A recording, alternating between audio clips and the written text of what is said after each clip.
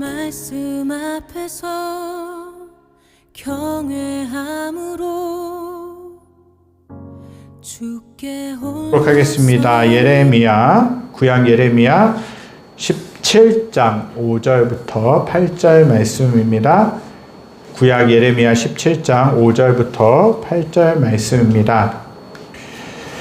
제가 제 성경은 구약 1077쪽, 1078쪽에 걸쳐서 있습니다. 예레미야 17장 5절부터 8절까지 말씀입니다.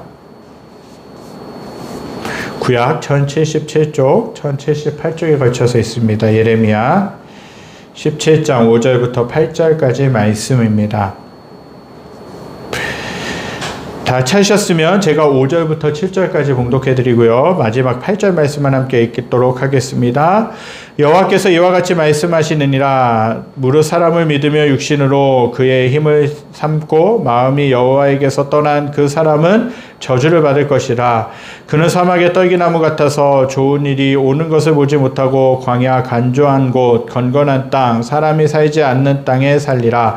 그러나 물은 여호와를 의지하며 여호와를 의뢰하는 그 사람은 복을 받을 것이라.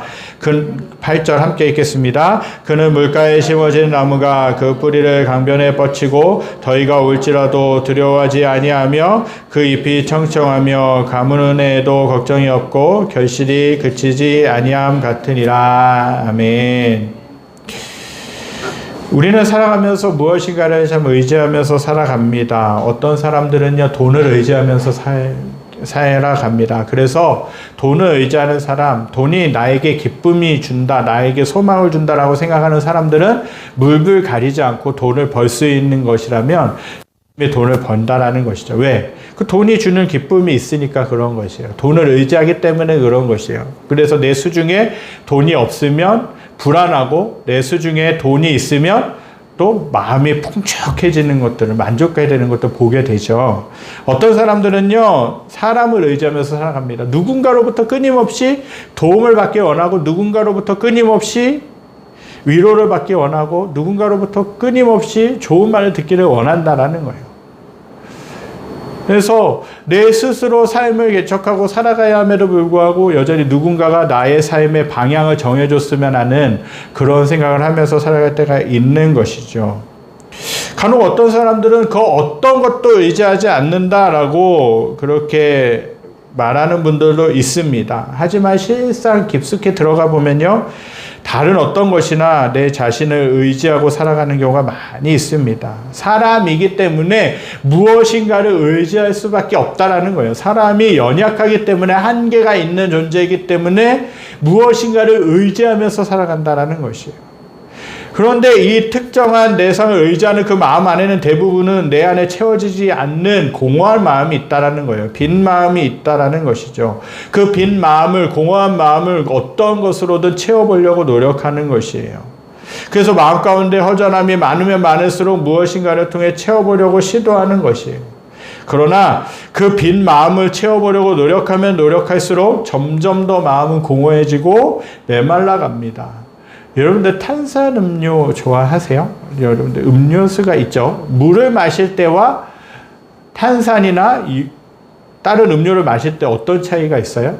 물을 마시면 내가 갈증이 날 때 물을 마시면 한 컵, 두 컵 정도 마시면 갈증이 어느 정도 해소되는 것들 보게 돼요. 그런데 음료를 마시잖아요. 청량음료라든지 뭐 그런 음료들을 마셔보면 당분이 들어가 있는 음료를 마셔보게 되면 어때요? 나중에 또 다시 또 갈증이 더 느껴진다는 거예요. 그 이전보다 마시기 전보다의 더 큰 갈증들이 있다라는 거예요. 그만큼 무엇인가로부터 계속해서 만족을 얻으려고 해요. 그런데 채우면 채울수록 만족함이 없다는 데 문제가 있는 것이에요. 그래서 더 좋은 것, 더 자극적인 것으로 만족을 얻어보려고 하지만 쉽지가 않은 것들 보게 되는 거예요. 그렇다면 어떻게 해야 참된 만족을 얻을 수 있겠습니까? 정말 그 어떠한 것으로도 채울 수 없는 그 만족을 어디서부터 얻어야 되느냐는 것이에요. 하나님이 아닌 다른 것을 의지하는 것에 대해 하나님은 어떻게 우리에게 말씀하고 계시는지 오늘은 이 말씀에 대해서 나눠보기를 원합니다. 본문의 내용을 살펴보기 전에 예레미야라고 하는 그 책, 구약의 예레미야라고 하는 그 책에 등장하는 한 사람 누굽니까? 예레미야 선지자입니다. 예레미야서라고 하는 성경에 대해 대략적으로 살펴봐야 될 필요가 있습니다. 예레미야에 등장하는 한 인물이 있는데 바로 예레미야라고 하는 선지자입니다. 오늘날로 말하면 하나님의 말씀을 대언했던 사역자로 부를 수 있습니다. 이 선지자는요, 자신이 사역했던 나라가 암울했을 때 하나님으로부터 부르심을 받고 사명을 받고 정말 하나님의 말씀을 대신 전했던 인물이기도 했다라는 것이에요. 그가 속해 있던 그 나라, 고국이었던 유다 나라는 정말 상황이 좋지 않았습니다. 하나님을 멀리하고 예배를 면제시켰고 우상을 섬기며 영적으로 도덕적으로 타락하게 이르렀다라는 거예요. 하나님만을 섬기면서 하나님께 예배드리면서 하나님만을 의지하며 살라고 하나님이 불러내신 백성들인데 그들이 어떤 삶을 살아갑니까? 하나님을 의지하지 않는 것이에요. 하나님께 예배드리지 않는 것이에요. 아니, 하나님도 섬기기도 하지만 다른 어떤 것도 동시에 섬기고 있었다라는 거예요. 그걸 바로 뭐라고 합니까? 우상이라고 하는 것이에요. 계속해서 쉽게 죄와 타협하고 하나님이 하라고 하신 것들을 하지 않고 하나님이 하지 말라고 하는 일들만 했다라는 것입니다. 영적으로 도덕적으로 그 나라는 타락하기 시작했다라는 것이죠. 그들은 하나님의 말씀을 듣는 것을 거절하고 자신들이 원하는 대로 살아가기에 이르렀습니다. 이 패역한 유다를 향해서 예레미야는 1장에서부터 줄곧 계속해서 정말 유다 백성들 향한 하나님의 말씀들을 전해왔다라는 것이에요.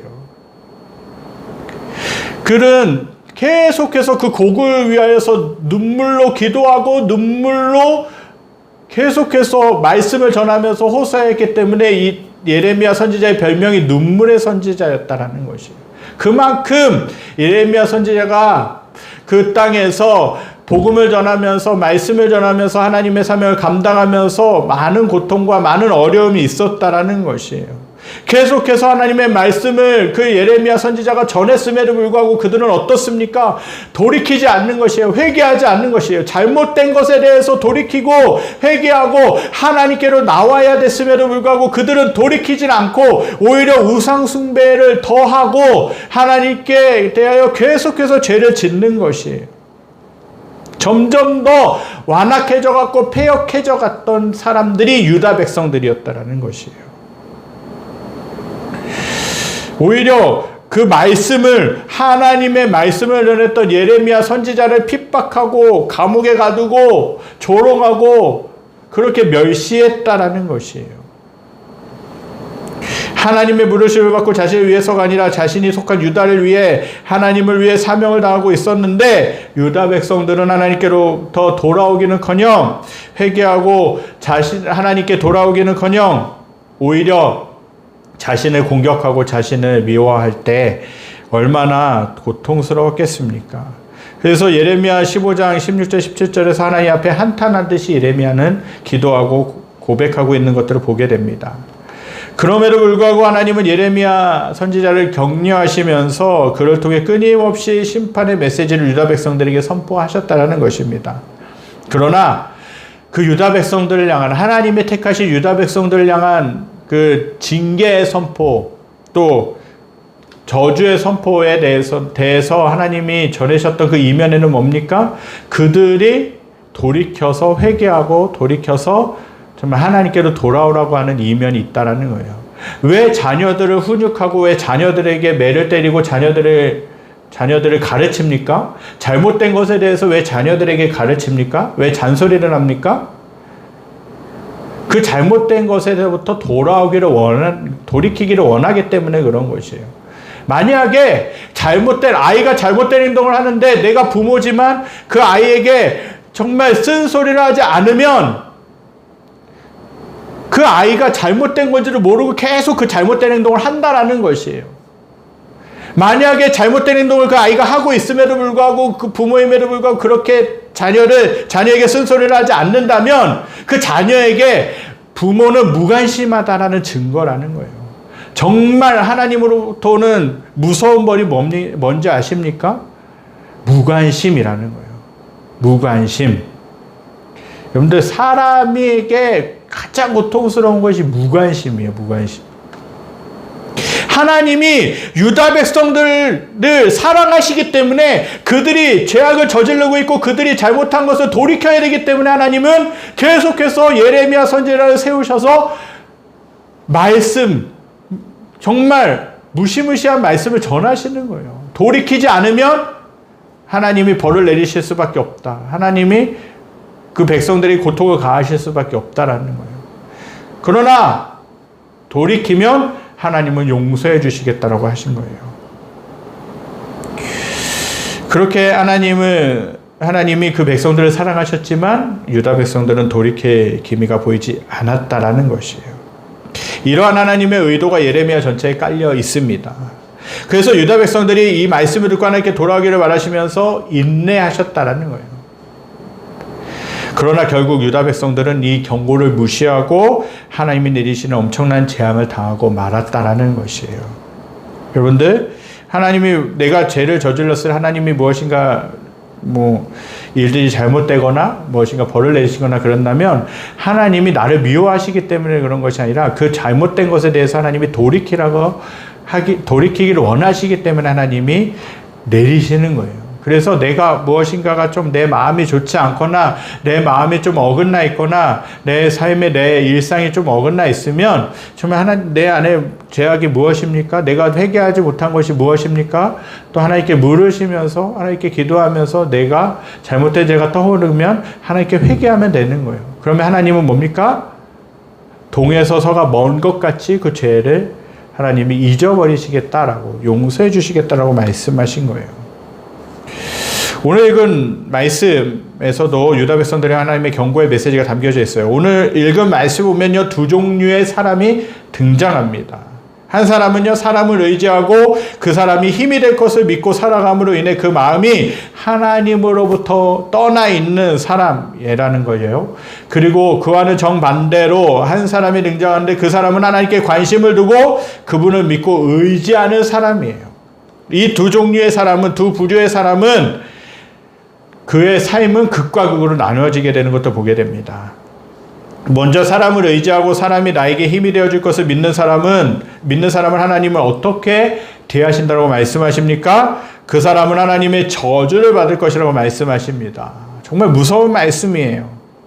그 사람은 사막에 있는 떨기나무와 같아서 좋은 일이 오는 것을 보지 못하고 소금기가 많아서 사람이 살 수도 없는 메마른 사막에서 살게 될 것이라고 그렇게 하나님이 그 사람을 향하여서 경고하셨다라는 거예요.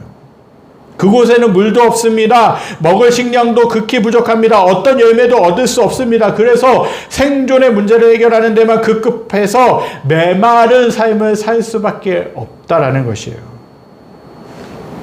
예전에 제가 신학대학원을 다녔을 때 졸업할 무렵에 성지순례를 갔던 적이 있어요. 이집트, 요르단, 이스라엘을 한 9박 10일인가 10박 11일인가를 갔다 온 적이 있어요. 그러니까 짧은 시간에 여러 군데를 정말 성경에 나오는 그 지역들을 다 돌아봐야 되기 때문에 시간이 참 빠듯합니다. 이스라엘이라고 하는 그 땅만 자세히 봐도요, 거의 일주일, 좀 넉넉하게 보면 2주 정도 걸린다 그래요. 그런데 이제 이집트와 요르단은 구약 성경의 배경입니다. 이스라엘 백성들이 출애굽했던 그런 땅들, 또 구약의 배경이 됐던 땅들을 갖고 또 마지막에는 예수님이 사역하셨던 그곳들, 이스라엘, 그리고 신약시대에 살았던 사람들이 있었던 이스라엘 땅을 보게 됐는데, 그나마 이스라엘 땅은 좀 괜찮아요. 그런데 이집트하고 요르단은 사막 지역입니다. 사막 지역이기 때문에 풀 한 폭의 나무 한 그루 별로 없어요. 거의 없어요. 그 나무도 조그만한 나무, 떨기나무라 그랬죠? 떨기나무도 메말라 있다라는 거예요. 왜? 물이 없기 때문에 그렇죠. 나무도, 그러니까 열왕기상 18장에 보면 노뎀나무 아래 엘리야가 들어갔다 그러잖아요. 근데 노뎀나무도 사실은요, 1m도 채 되지 않아요. 우리나라 같으면 나무들이 얼마나 많습니까? 얼마나 큽니까? 그런데 그 땅에서는 그렇게 크지 않다라는 거예요. 그렇게 풀 한 폭이 나무 한 그루도 작을 수밖에 없는 그 땅인 거예요. 그런 사막 지역에 산다라는 것이죠. 그 사막에는 물도 없고 여러 가지 정말 먹을 것도 풍족하지가 않습니다. 하나님이 아닌 사람을 의지하고 다른 것을 의지하고 살아가는 삶은 어려움이 있습니다. 무엇인가 갈망하면서 살아가지만 그 갈망을 채우는 데는 한계가 있습니다.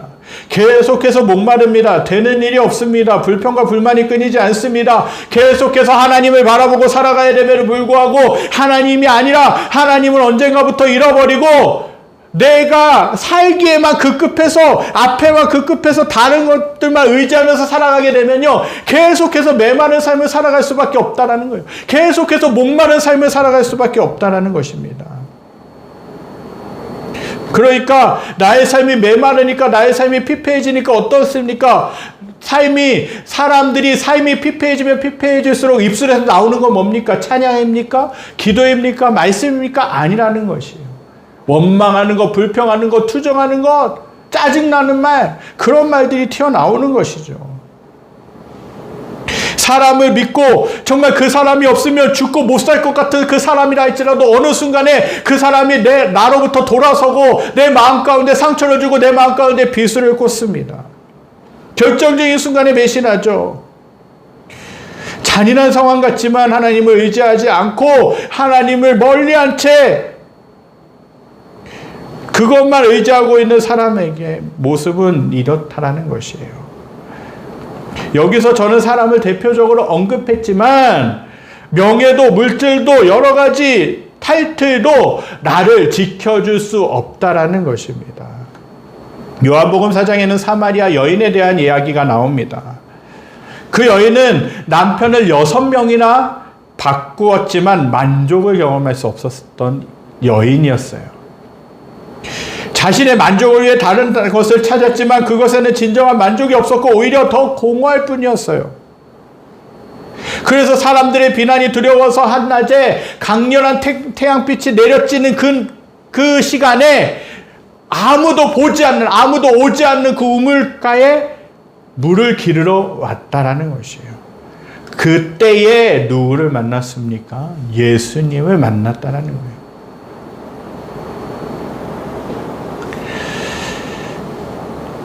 예수님을 만났습니다. 이 여인은 그곳에 계신 예수님과 대화를 통해서 자신의 만족과 목마름을 채워주실 수 있는 분이 누구냐?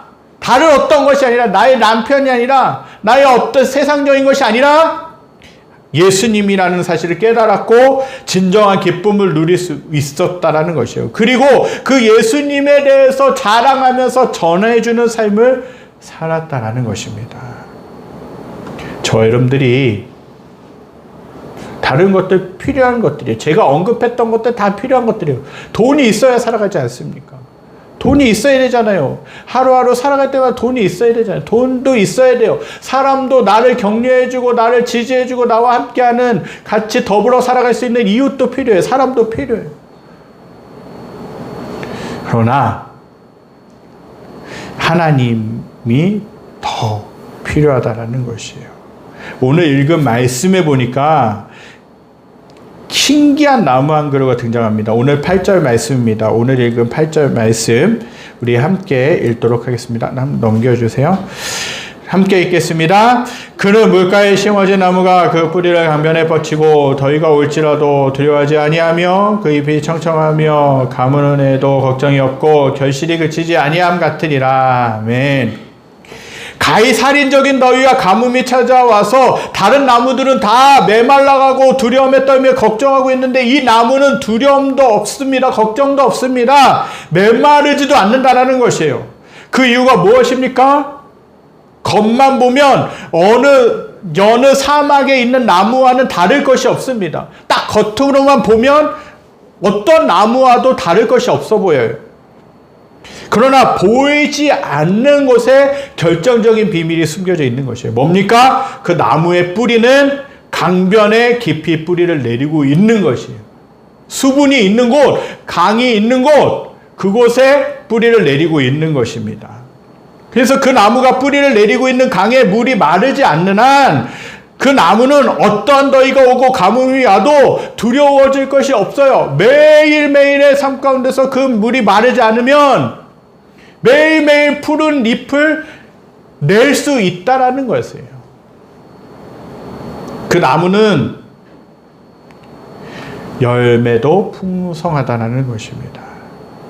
하나님을 의지하는 사람은 이처럼 물가에 심긴 나무와 같다라고 말씀하십니다. 하나님을 믿고 의지하는 사람은 늘 마음속에 기쁨으로 가득합니다. 공허하지 않습니다. 감사가 넘칩니다. 평안이 있어요. 그리고 그 풍성한 것으로 다른 사람을 사랑하고 넉넉하게 품어준다는 것입니다. 그 사람에게는 낙담과 절망이 거의 없어요. 왜 그렇습니까? 하나님이 그 사람에게 영적으로 그리고 생활 속에서 풍성한 것으로 채우시기 때문에 그래요. 하나님은 저와 사랑하는 성도님들을 독특하게 만드셨어요. 하나님이 사람을 만드셨을 때 하나님과 교제하며 살아갈 수 있도록 만드셨다라는 거예요. 하나님이 인간과 교제하시기 위해서, 만나시기 위해서, 사귀시기 위해서 인간을 만드신 것이에요. 그래서 하나님을 떠나면 어떻습니까? 메마를 수밖에 없는 거예요. 나의 삶이 피폐해질 수밖에 없는 것이죠. 그러나 사단의 요구로 인해 인간이 죄를 짓기 시작하면서부터 하나님과의 관계는 끊어지기 시작했습니다. 하나님과의 관계가 끊어지니까 점점 마음 가운데 공허해지기 시작합니다. 허무해지기 시작합니다. 만족과 기쁨이 없어지기 시작하는 것이죠. 그래서 사람들은 자신의 공허함을 채우기 위해 하나님이 아닌 다른 것들을 찾기 시작합니다. 그리고 그것으로 만족감을 얻어보려고 무척이나 애를 쓴다는 것이죠. 그러나 그것은 헛된 노력일 뿐만 아니라 하나님의 마음을 아프게 하는, 슬프게 하는 행동이라는 것이에요. 하나님은 사람을 창조하실 때 사람들을 사랑하셨고 그분과의 관계를 통해서만 진정한 행복을 누릴 수 있도록 만드신 것이에요. 그렇게 하나님이 아닌 다른 것으로 채우기 시작하면 공허해지고 마음과 영은 메말라가는 것이에요. 거기에는 이상에게도 참된 만족이 없고 기쁨도 없고 행복도 없다라는 것이에요. 아니, 있다 할지라도 조금밖에 없다라는 것이죠. 가끔씩 저희 교회 이제 장로님, 권사님 오시죠. 저희 장인어른 장모님이 오시는데 일전에 장모님을 통해서 들었던 간증이 있어요. 저희 이제 어머니도 서울에서 오시는 어머니도 계시지만 장모님, 장인어른이 오랜 세월 동안 신앙생활을 하셨습니다. 몇십 년 동안 신앙생활을 하셨고 이제는 그 교회에서, 양평에 있는 교회에서 다 이제 직분을 은퇴하셨죠. 근데 이제 그분이 하루하루 두 분 다 일을 하세요. 이제 실생활에서 일을 하시는데 별로 이제 풍성하게 수입을 얻은 분은 아니세요. 근데 그 장모님이 하셨던 고백 중에 인상이 깊었던 고백이 뭐냐면, 제가 목회자임에도 불구하고 이제 반성이 되었던 고백이 뭐냐면, 참 신기하다 그러시는 거예요. 그러니까 늘 기도하시고 늘 신앙생활하시고 하나님을 우선순위에 두고 살아가시는 분이거든요. 두 분 보면 참 존경스럽습니다. 목회자이지만 참 도전도 되고 존경스럽고 신앙생활을 그렇게 해야 되는 거구나라는 것들을 알게 되는데, 수중에 어떤 때는 돈이 없을 때가 있대요. 조금 부족할 때가 있대요. 그러니까 한 달 한 달 살아가면서 조금 부족할 때가 있고 여러 가지 수입과 지출 부분들이 변동이 있을 수 있잖아요. 그런데 일정한 수입은 있는데 이제 지출에 대한 부분들이 또 어떤 날은 과도하게 나갈 때도 있고, 그런데 딱 하나님이 정말 신기하게도 그 돈이 필요한 만큼 일이 들어올 수 있도록 해주셨다라는 거예요. 장모님이 요양보호사시거든요. 일이 딱 그만큼 일을 할 수 있게끔, 그 필요한 지출에 맞게끔 일을 할 수 있게끔 채우시다는 거예요. 부족한 것 같은데 하나님이 어느 순간 보니까 채우셨다는 거예요. 야, 하나님이 정말 신기하다. 그러니까 너희들도 하나님을 우선순위에 두고 살아가라. 하나님께 기도하면서 하나님께 우선순위에 두고 살아가라라고 말씀하시는 거예요. 다 그거예요. 하나님을 의지하는 사람은 딱 신기하게 정말 힘든 것 같으면서도, 힘든 것 같은데도 불구하고 쓰러지지 않고 끝까지 의연하게 간다라는 거예요. 하나님의 인도하신다라는 거예요. 그의 삶을 하나님이 인도해 가신다라는 거예요. 우리가 아등바등 열심히 생활하지만, 그것도 필요하지만 더 중요한 것은 뭐냐? 하나님이 채우셔야 된다는 것이에요. 제가 일주일 동안에 카페에서 일을 하면서 하나님께 아침에 기도하는 것이 있어요. 그날 달라요. 그날 오시는 손님들도 다르고 달라요. 근데 하나님이 하나님이 손님 보내주시옵소서. 어디서 외부에서 억지로 그 사람들을 데리고 올 수 있습니까? 아니라는 거예요. 교회도 마찬가지죠. 물론 이제 오는 분들에게 복음을 전하고 그렇게 하겠지만 어떻게 억지로 사람의 마음을 할 수가 없다라는 거예요. 하나님이 오게끔 만드셔야 되는 것이죠. 그것이 필요한 것입니다. 하나님을 의지하는 삶이 필요하다는 거예요. 하나님은 우리와 만나기를 원하시는데 그 좋은 선물을 주셨어요. 그게 뭐냐? 하나님의 말씀이 성경과 기도라는 통로라는 것이죠. 성경을 통해 하나님이 사람들에게 어떻게 일하셨고 역사하셨는지에 대해서 알려주시고 우리들이 필요한 것을 채워주신다고 약속하셨습니다. 시편 1편은 복이 있는 사람에 대해서 언급하고 있는 내용이 기록되어 있어요. 함께 시편 1편 1절부터 3절 말씀 함께 읽겠습니다. 복이 있는 사람은 악인의 꾀를 따르지 아니하며 죄인들의 길에 서지 아니하며 오만한 자들의 자리에 앉지 아니하고 오직 여호와의 율법을 즐거워하여 그의 율법을 죄하러 묵상하는도다. 그는 시냇가에 심은 나무가 철을 따라 열매를 맺으며 그 잎사귀가 마르지 아니함 같으니 그가 하는 모든 일이 다 형통하리로다. 아멘. 하나님의 이외 말씀에서 복이 있는 사람은 어떤 사람이라고 말씀하고 있어요? 악인의 꾀를 따르지 아니하고 죄인들의 길에 서지 않고 오직 여호와의 율법을 즐거워하여 그 율법을 주야로 묵상한다라고 그렇게 말씀하고 있는 것입니다. 하나님은 이러한 사람에게 시냇가에 심은 나무가 철을 따라 열매를 맺음같이 잎사귀가 마르지 아니함 같이 그가 하는 모든 일이라 형통하리라는 축복을 주시겠다고 약속하신 것이에요.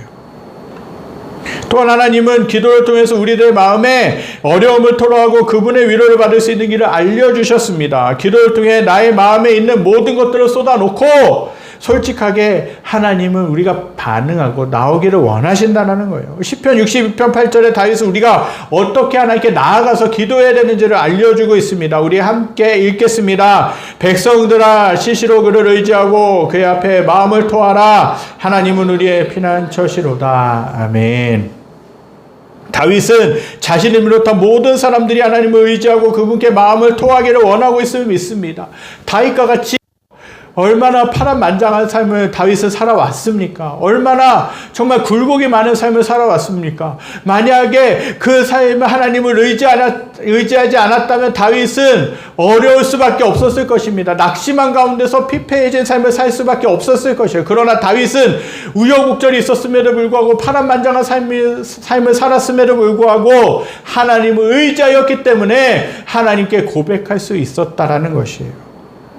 하나님은 우리가 하나님 앞에 진심으로 나오면 하나님 앞에 나의 모습이 있는 그대로 솔직하게 고백하면서 나오면 하나님은 우리들을 긍휼히 여기시고 우리를 위로하시고 우리들을 회복시켜 주시는 분인 줄 믿습니다. 하나님은 저와 여러분들과 만나 주시기를 원하세요. 마음 가운데 고통이 있으십니까? 마음 가운데 힘듦이 있으십니까? 정말 누구에게도 말하지 못하고 어려운 가운데 있습니까? 하나님께 고백하면 사람들에게 이야기하잖아요. 그러면 그게 소문거리밖에 될 수 없지만 하나님께 나오면 하나님은 나의 마음을 위로해 주신다는 것이에요. 그렇기 때문에 저와 여러분들은 하나님을 의지하며 나아가야 될 줄 믿습니다. 저는 오늘 사랑하는 성도님들과 나눈 이 말씀 묵상하면서 하나님이 제 자신을 돌아보게 하셨습니다. 제가 힘들고 어려울 때 무엇을 찾는가 하는 것이에요. 힘들고 어려울 때 때로는 사람이 생각나게 되기도 하고요. 좀 사람에게서 뭔가를 위로받기를 원했던 것 같아요. 또 물질을 통해서 좀 위로받기를 원했던 것 같습니다. 다른 어떤 것들을 통해서 다른 하나님이 아닌 다른 것들을 찾는 것들을 제가 보게 됩니다. 그러면서 하나님이 제 마음 가운데 깨닫게 하신 한 가지 사실이 있는데 그것은 하나님이 아닌 사람들 더 의지하고 바라면 바랄수록 마음이 공허해지고 허무해진다는 거예요. 물론 사람들 중요합니다. 돈도 중요합니다. 다른 어떤 것도 세상에 살아가면서 필요한 것도 다 중요하다는 거예요. 그것을 제가 싸그리 무시하는 것이 아니에요. 그러나 하나님을 의지하며 하나님께 내 마음을 두고 살아갈 때 하나님은 그것들을 부수적으로 채워주신다는 것이에요. 하나님이 나의 자녀가 내가 굶고 있는데 하나님이 아버지시라고 고백하지 않습니까? 그러면 하나님이 나를 그냥 방치하시겠습니까? 그 자녀가 굶도록 그 자녀가 어려움 가운데 내몰리도록 방치하시겠습니까? 안 그렇다라는 것이에요. 하나님이 채우신다라는 거예요. 딱 눈에 볼 때는 내가 생각한 타이밍에 그 응답이 안 올 수는 있어요. 그러나 하나님은 그럼에도 불구하고 우리들을 신실하게 지켜주시고 사랑해주시고 함께해 주신다는 사실이에요. 저와 여러분들은 주님만 의지하실 수 있게 되기를 간절히 소망합니다. 여러분들 힘들고 어려울 때 무엇을 의지하고 계십니까? 무엇을 더 먼저 생각하고 계십니까? 그것이 저와 여러분들이 더 의지하고 사랑하는 것입니다. 만약 저와 여러분들이 힘들고 공허할 때 돈을 먼저 떠올린다면 그것은 하나님보다 더 많이 사랑하고 있다는 증거일 것입니다. 사람을 떠올린다면 하나님보다 사람을 더 많이 사랑하고 의지하고 있다는 증거일 것입니다. 그것을 찾고 그것으로부터 만족함을 얻으려 한다면 더 공허해질 수밖에 없습니다. 더 힘들 수밖에 없습니다. 아까 묵상기도 시간에 제가 봉독해드렸던 그 성경이 있습니다. 시편 146편 3절부터 5절은 우리에게 이렇게 말씀하고 있어요. 귀인들을 의지하지 말며 도우림이 없는 인생도 의지하지 말지니 그의 호흡이 끊어지면 흙으로 돌아가서 그날에 그의 생각이 소멸하리로다. 야곱의 하나님을 자기의 도움으로 삼으며 여호와 자기 하나님에게 자기의 소망을 두는 자는 복이 있도다라는 것이에요. 시편 기자는 귀인들을 의지하지 말며 도우림이 없는 인생도 의지하지 말라라고 말씀하고 계십니다. 이 구절을 좀 더 쉬운 성경으로 보면 이렇게 기록되어 있어요. 왕들을 의지하지 말고 사람의 자손들을 의지하지 마십시오. 거기에는 도움이 없습니다. 라는 것이에요. 시편 기자는 이 구절을 통해 왜 사람을 의지하지 말라고 말씀하고 있을까요? 4절에 기록되어 있는 것처럼 그의 호흡이 끊어지면 흙으로 돌아가기 때문에 그래요. 즉 유한한 존재이기 때문에 그래요. 영원하지 않기 때문에 그렇다는 것이에요. 사람의 생명은 영원하지 않고 한계가 있을 수밖에 없습니다. 돈도 마찬가지죠. 영원하지 않다라는 것이에요. 그렇게 시편 기자는 5절에서 야곱의 하나님을 자기의 도움으로 삼으며 여호와 자기 하나님에게 자기의 소망을 두는 자는 복이 있도다라고 그렇게 고백하고 있는 것입니다.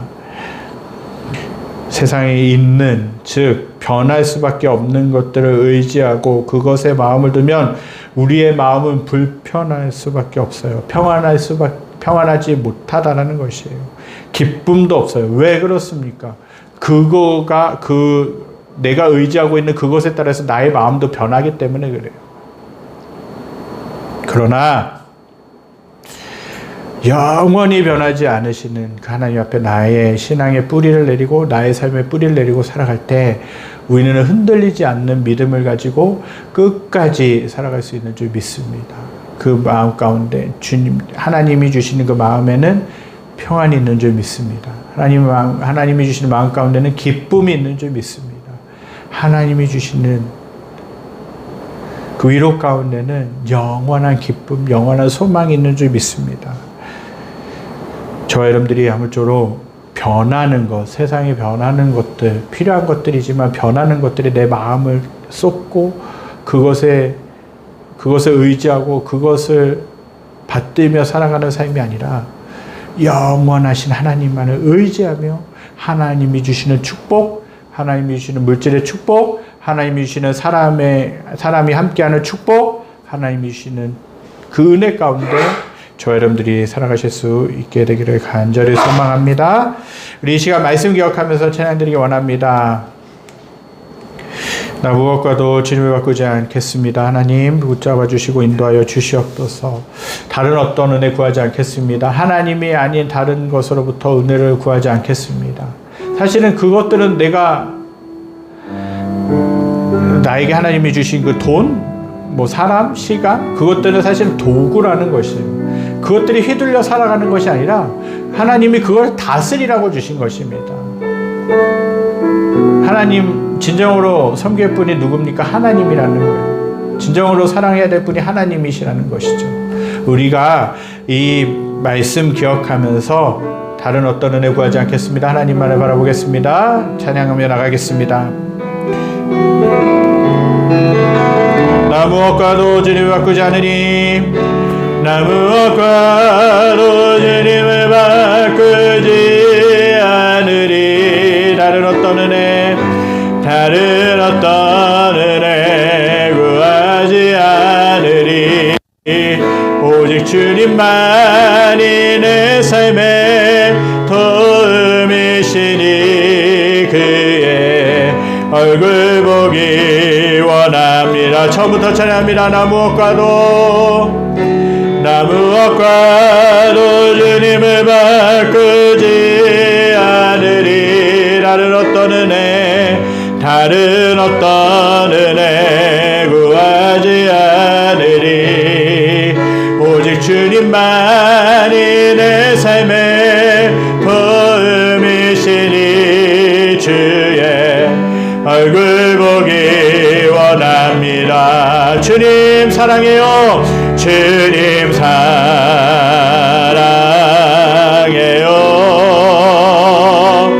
온 마음과 정성 다해 하나님의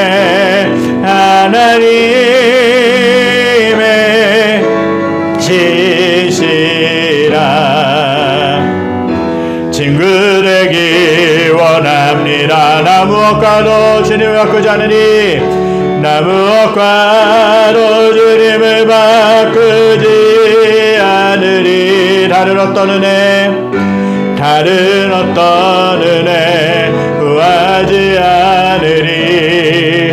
오직 주님만이 내 삶의 도움이시니 주의 얼굴 보기 원합니다. 주님 사랑해요. 주님 사랑해요.